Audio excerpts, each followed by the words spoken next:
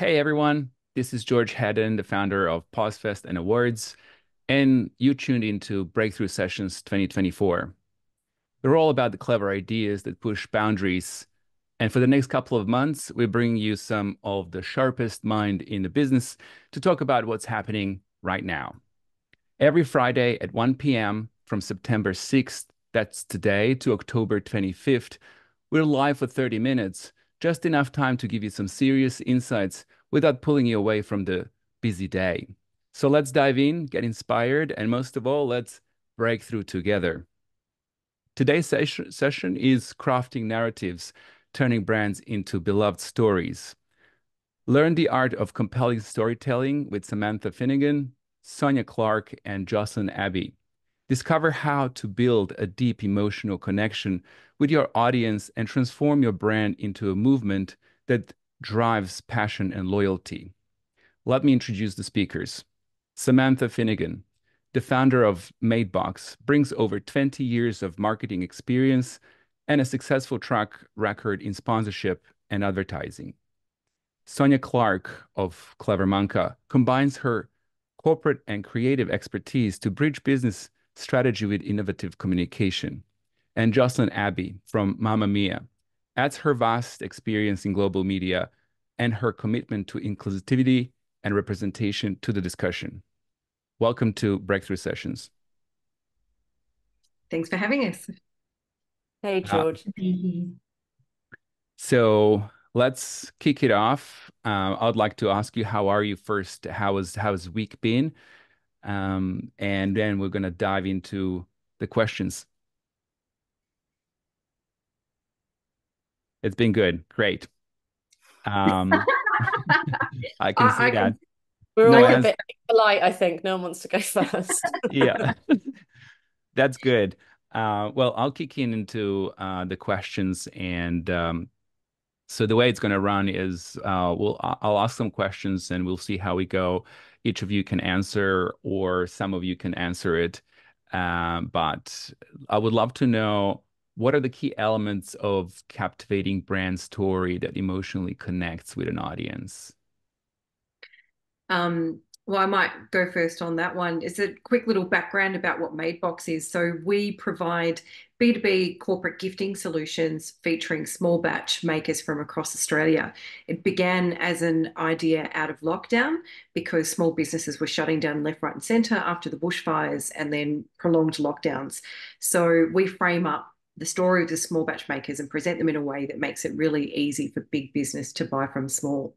So there's two ways that you can go about that. You can either go the world vision route and paint things as a negative, and if you don't support these small businesses, they're going to close and survive and die out, and we lose what makes the personality of our regions.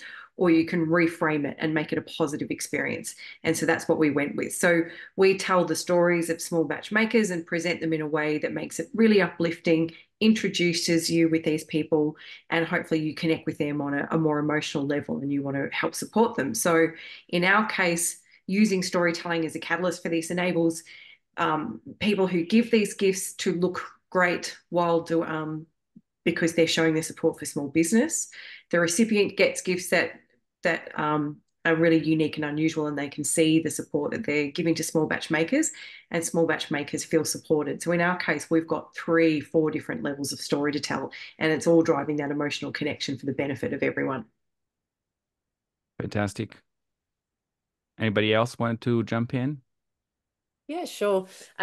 Firstly, really agree with what Sam said, and I have been lucky to have received a Made box in the past, and they are as wonderful as she suggests. And you do feel genuinely connected to the products. They're beautiful products standing in and of themselves, but seeing the individual stories of the producers is really wonderful. So can absolutely vouch for that. Um, I think when I think about brand storytelling, the important thing is that it is fundamentally storytelling. There's nothing different. And I think where brands go wrong is when they try and be too self-serving or too about the product, or they try and start with where the business is at rather than where the audience is at and what they're going to feel. So just like any other story, you want characters that develop, like the producers that Sam's talking about. You want emotional connection and resonance. You want structure. It needs to have a really strong narrative arc, which is why the Pixar pitch works so well for so many different businesses. And I think that emotional connection, like the way the brain actually changes when you tell stories, is the really key thing. And some brands do it really, really well. It's amazing to see. I agree. I have also received a mate box, and the connection to people obviously living their purpose, doing really creative things in the regions around Australia is just incredible. So kudos to you, Sam. It's an incredible thing you're doing. I would sort of extend. I think it's such an important point that Sonia you raise, and I would extend that sort of in terms of the distribution of storytelling and how we tell stories across different channels. Um, and when you look at the new media landscape with social, it has fundamentally changed how we consume stories and how we engage with brands. So it's incredibly important to have a strong narrative and a strong story, but it's important for us to be able to distribute that across different platforms that might be anything from 3 to 5 seconds on TikTok to 30 seconds on Instagram and in 5 minutes on YouTube, but each have a representation of the story or the feeling or the vibe, however you want to bring the essence and the authenticity of your brand to life. Because I think our audiences are fundamentally shifting so much in terms of how we consume and how many messages we're receiving every day. Yeah. It's that kind of interesting being in a right place at the right time, um, sort of approach, which is, it could be very difficult for brands, but it's been around for quite some time. Um, so what is the right balance between, you think, authenticity and aspirational storytelling? So it's really interesting actually, because I do a lot of work with corporates who are telling business stories. So it might be a story of a new strategy or a transformation, and they need to connect with their audiences. And obviously they often they do really need to balance that, being realistic about the current state and also trying to paint a picture of the future state. And I think it is possible, but I do think you have to be transparent and authentic about what's actually happening, because people, of course, can 100% smell bullshit, especially these days, especially with all of the different content and channels that they have available to them. So if you try and tell employees or other stakeholders a story that doesn't ring true and resonate with their actual lived experience, it won't land. So you have to be honest about that and where you've gone wrong in the past and what the challenges you're trying to solve. And you can still be painting an aspirational yet realistic picture of where you're going and what the future state is. So I think it's really important to balance both of those in that context.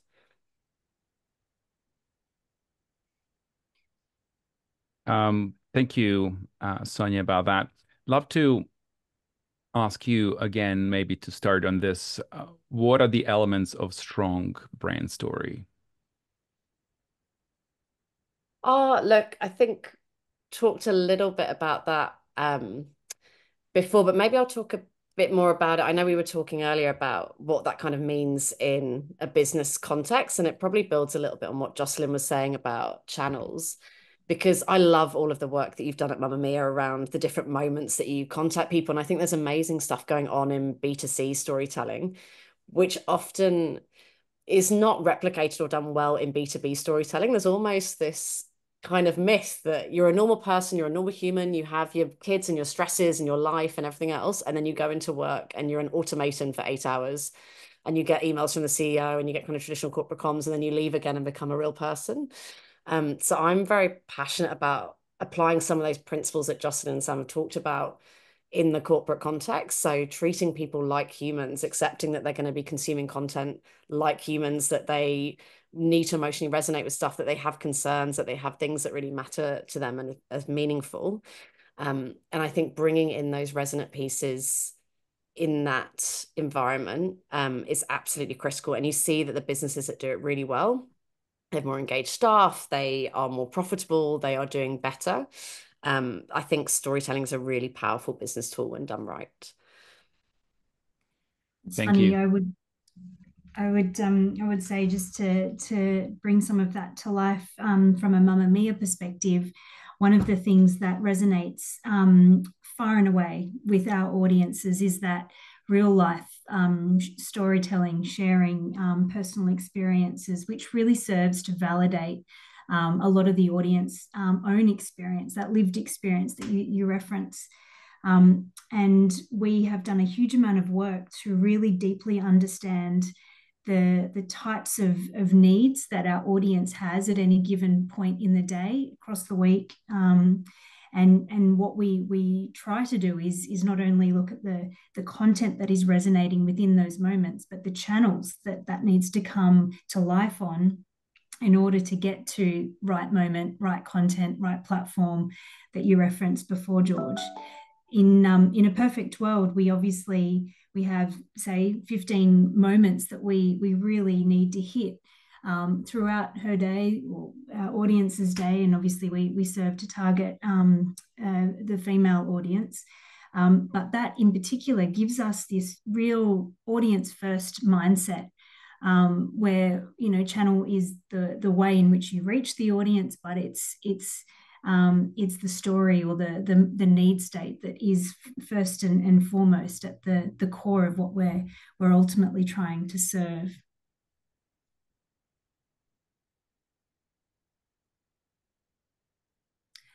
George, I think you're on mute. It's true. Sam, do you want to add to this? I think so long, at the end of the day, people just want to connect with real people. I think when you've got social media and a lot of that is, horribly curated in such a way that's unrealistic for what true representation of life is. Like if someone says to you, how was your day today? And you say, oh, it was great, thank you. Or if they say, how was your day today? And you go, oh, bit crap, I'm really tired because I was up half the night from perimenopausal insomnia.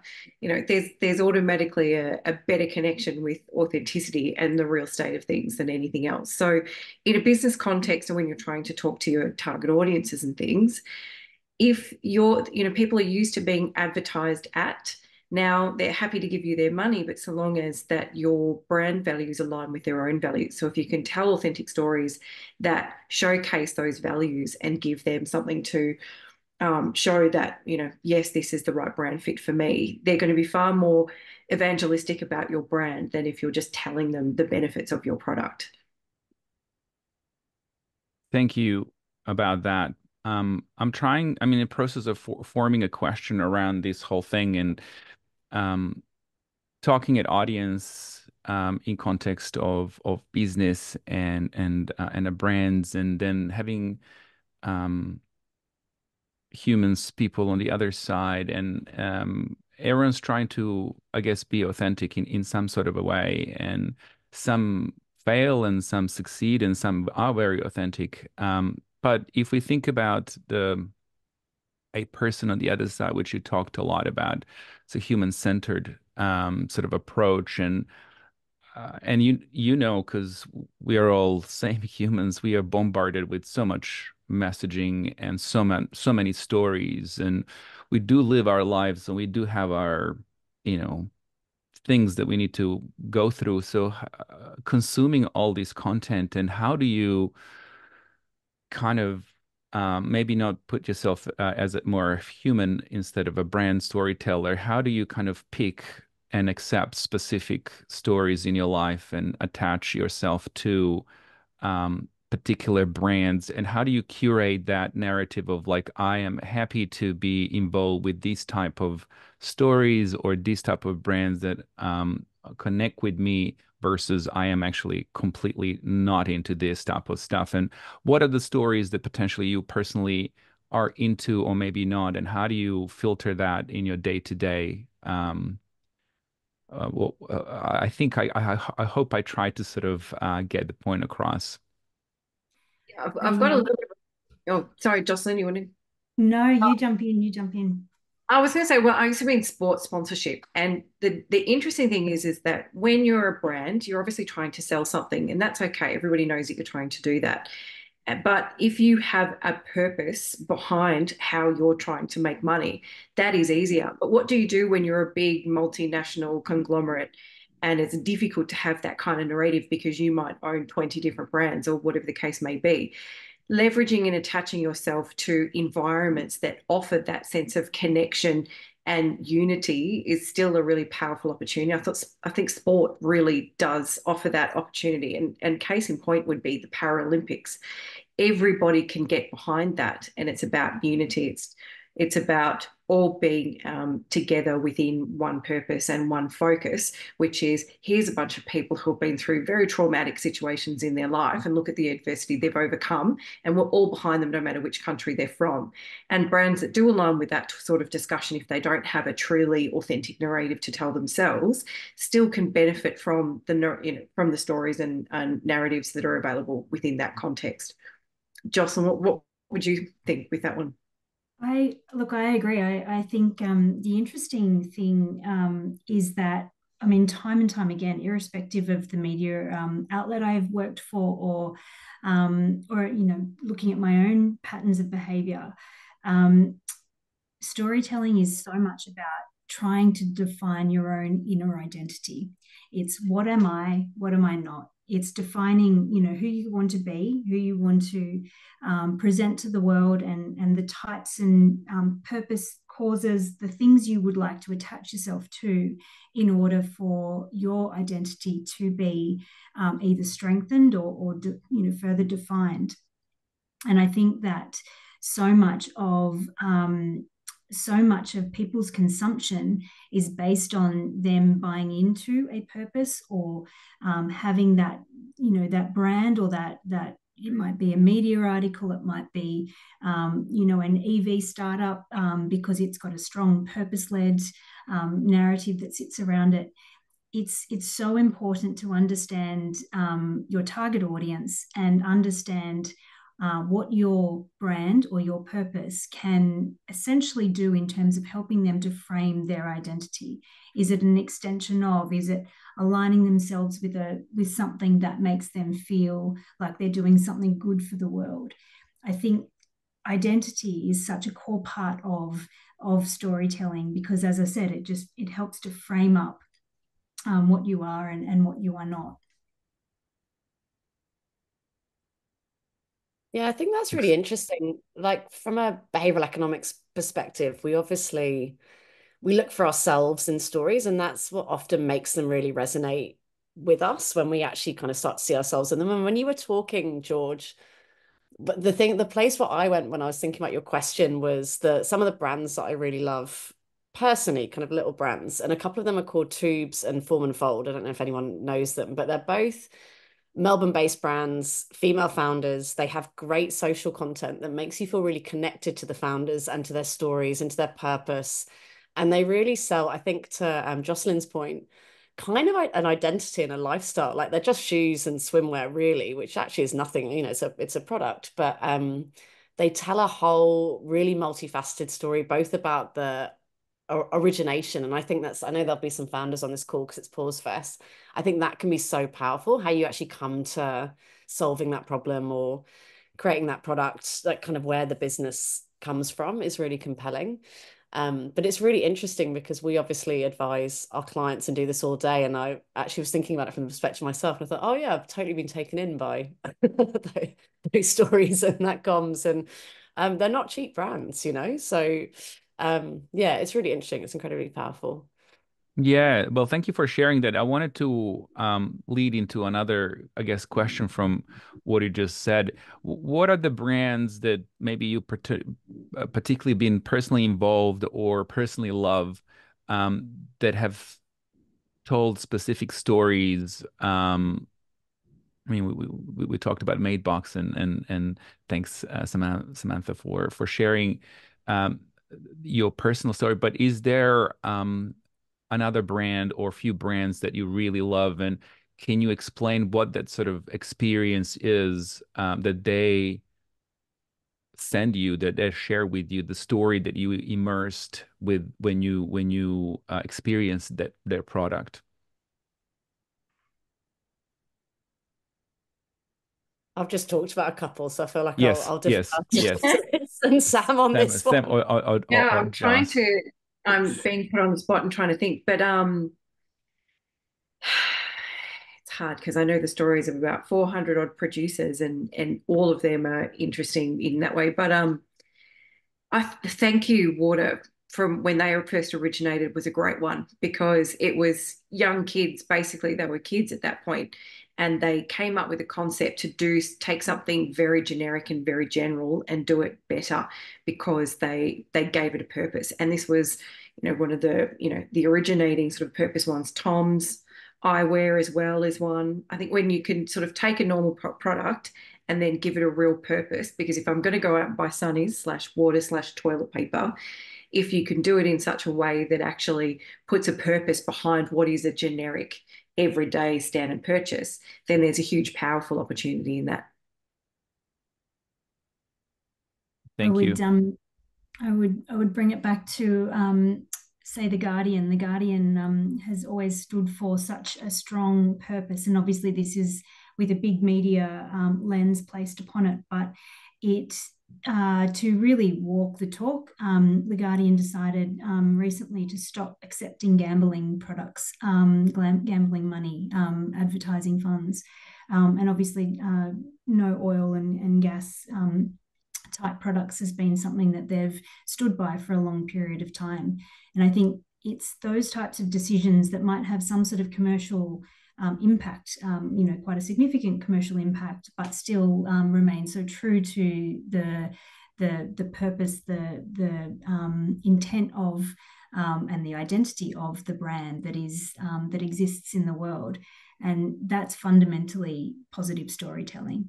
It's fundamentally storytelling that people can engage with. And again, link it back to that identity piece.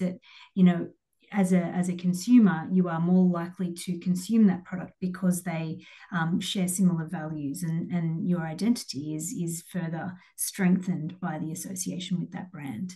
So I would apply that to or share that as a framework for founders and other startups to apply it to their own brand development, their own communications, because that is such an important and powerful way to be able to communicate, who you are as a brand by the things you choose to be aligned with. I think that's so true, and I think it's interesting because the Guardian's a really interesting example of brand as identity, but also information source. And I'm like you, I'm a very long-standing kind of brand advocate for them, but it feels like now more than ever, there's such a need for curation because we're so overwhelmed by content. And a lot of the traditional gatekeepers have gone or are going because, we have such a fragmented landscape now that actually that's obviously a media brand, but even consumer brands can act as really effective curators and tastemakers in a way that is actually really valuable, because at the moment we pretty much have an algorithm and you're at the mercy of it. Algorithms, I suppose. So I think they can you can create stories and curate stories and take quite a powerful position in culture now if you do it well and you really know your audience. Knowing your audience. Yeah, also knowing internally and making sure that the whole company is walking the walk. Otherwise, you might end up, and this is a very extreme example, but you don't want to end up in a Livestrong situation where it's all about, empowerment and unity and well-being, and this one guy getting over cancer and overcoming the odds, and it turns out he was doping the entire time and gave himself cancer. So yeah, being truly authentic and knowing exactly what it is that you stand for is really important. Totally. I think that concept of gatekeepers is a really interesting one, in that with the proliferation of algorithms, we have lost the sort of the true what were content gatekeepers, people who were played a curatorial role. Things like magazines, things like Vice. I'm thinking of all of the different destinations that you would go to really understand the experience, the content experience you were going to get. And I think as we move through into this further AI driven world that is dominated by algorithms, the world needs to return to a place where there are more gatekeepers. I really underscore that point you raised, Sonia, because people are seeking the curation, they're seeking that curatorial overlay that doesn't come with algorithm. And there is such an opportunity for brands to play in that space, to almost treat the content they're curating or the content they're surrounding themselves with as a brand narrative. I go back to what I mentioned earlier. It's the feeling you're trying to create or the vibe you're trying to create by curating the content you think your audience is going to resonate with. So that, I think, walking away and knowing that that there is a big opportunity for gatekeepers, and in the best possible sense, that curatorial powerhouses that will really help to define their audience's identities through the content or the content they're curating. I think that's very powerful, associating yourself with the content that's around you, based on the purpose that you're on a path with. I wanted to mention that there is opportunity to ask a question. If you like, you can put it in a chat, or you can just, I guess, raise a hand and just go for it. We have few more minutes left. If there's any questions, please let me know. Okay. Well, I did wanted to sort of go in here. Sorry, George, Ben has just asked a question. Sure. He says, can AI help or hinder brand narratives while keeping authenticity? There is a growing view that everything is fake. I was actually going to talk about this concept earlier as well. Totally agree with you. There absolutely is, especially when people are trying to create their own SEO content and, just stuff their site full of crap in order to try and game the system, which is virtually impossible these days. I think that so long as the brand narrative is true and that the storytelling is true, you can use AI to help you create it. But it will always require a human. So, I mean, I come from a news media background and things like that. Journalism is sacrosanct. However, there are things that you can do to make it quicker. So, for example, we tell the stories of 400 plus producers, but we'll use multiple AI tools to create some of that content. And then it just shortens the time that, makes it more practical from a cost point of view. So we'll put content ideas through about 3 different systems and then massage it at the end with a human to make sure that it is a true thing. So I think you can use AI to help, not hinder, and just make sure that it truly is a human that has, had influence over the message at the end, rather than it just sounding like ChatGPT all the time. Yeah, I think it's really useful for research and some tactical execution. But I think to your point, Ben, the very fact that everyone thinks that everything is fake and there is this growing view actually provides a really good opportunity for people who are telling very powerful and authentic stories, because you can absolutely tell when something's been written by ChatGPT. And we're seeing it in even so much more in traditional media, the kind of so-called mainstream media these days, that it speaks to that earlier kind of longer conversation we had about the importance of curation and honesty in that. But that's why organizations that have honest and transparent narratives, I think, will be really successful. It's becoming an increasing point of difference because there is a lot of AI mess online. I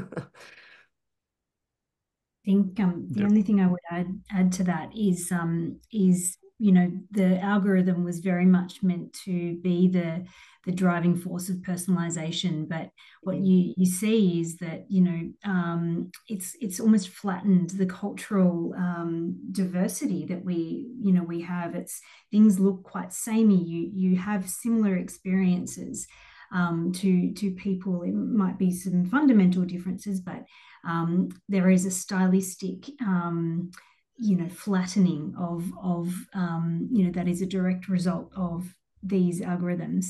And so again, sort of that curatorial storytelling, it's so innately human. It has to be a human experience. and there will never be a time, unless AI gets very, very good, but there inherently will never be a time that that AI can do the job of telling the human experience. And that's why utilizing AI to help to make efficiencies, to do the research, all of the things that will shorten the end-to-end production time of storytelling is important, but that replacing the human lived experience is unlikely to happen soon, at least. Yeah, that's I think that whole story and conversation around AI and where it's all heading, and it's a very interesting and very, very current topic. And thanks for sharing some of those thoughts. We do have a few more minutes left. And essentially, these were 30-minute sessions. We've kind of passed that point. If you have more questions, please put it in a chat. Happy to ask. I just wanted to reflect on a situation in a past event I had with a few CEOs, and they refer to internet as a trash can at a moment, especially with the AI and all the content being produced in such a mass. And this is not going to stop. This is going to accelerate at such a pace that, even just last night, I've seen a pitch from a startup, which kind of you can upload for the news. You can upload your video. It will dissect the video into a bunch of different stories. You'll put overlays. You'll just do everything for you. All you need to do is just press button, and it's here it goes. And so we're entering this world that it's everything going to be super automated. And some is very, very good, but there's a lot that is going to be probably a lot just rubbish. And so the thought of this CEO was that potentially and most likely for the authentic content, you would have to go to the brands. You would have to go to a specific place to look for it. What's your opinion about that? I think that's one for Jocelyn, given she's a media outlet. Look, it's a lot. I think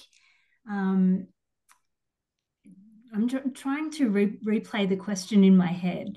What's the insight, do you think, George, that that to distill it into a really clear question? There's a lot of content out there. Everyone is a content maker. How do you Yes. define and where do you go to authentic content that is not just pumped out for the sake of being a content? So I mean it's so true. There is so much content, so much of it is crap. But the role that we were just talking about, the gatekeepers, it's people and brands and media outlets, publishing houses, people that you seek out, you go to as almost navigational destinations, because you know the type of content you're going to receive or the experience you're going to receive when you arrive at that destination. I think that will become more and more important, and certainly in a post-meta world for news. Obviously, something that news publishers in Australia are particularly worried about at the moment. We have to be thinking of that direct relationship with our audiences. It's how do we make sure that we have these channels to audience that aren't reliant on algorithms or third-party platforms that we don't control? And in that context, reinforcing the brand message, reinforcing the curatorial value that either a curator or a creator or a brand has with an audience is just paramount. Because without that, there is no value exchange. Without that, you are in the wild west of consuming crap content. So it's I think being really clear on your value proposition, being really clear about what you are going to offer your audience, and making sure that you honor that in terms of the delivery. Big alert to influencers and self content makers. But I think that's the hidden part in all of this, right? It's all very well and good to create content, but how do you disseminate that? How do you get people to see it? So unless you've already got your own inbuilt audience there, the focus is either on growing that audience in the first instance so that you can converse with, your own crew, so to speak, or how do you appeal to media outlets and from a different, PR point of view? And to do that, well, then you need to have that authentic narrative that's actually going to resonate with their audiences. So it all comes back to the original question, which is, are you producing an authentic narrative? The only thing I would add to that, and this probably goes back to the point about gatekeepers, is I do think there are glimmers of hope. I mean, people kind of talk a lot about the dumpster fire of content that we have today, but I think there's some great platforms like Substack where you are getting some really thoughtful long form writing by content creators and brands to a lesser extent. And they're having amazing take up, and you're getting people that are making six figures in a career writing, not having to go via editors who are creating really thoughtful long form high quality content. So I do feel like maybe we are on the cusp of going into something slightly new, because people are a little bit sick of it, and I think brands that can respond to that and go down the real quality route do have an opportunity, because they'll stand out. It's really distinctive.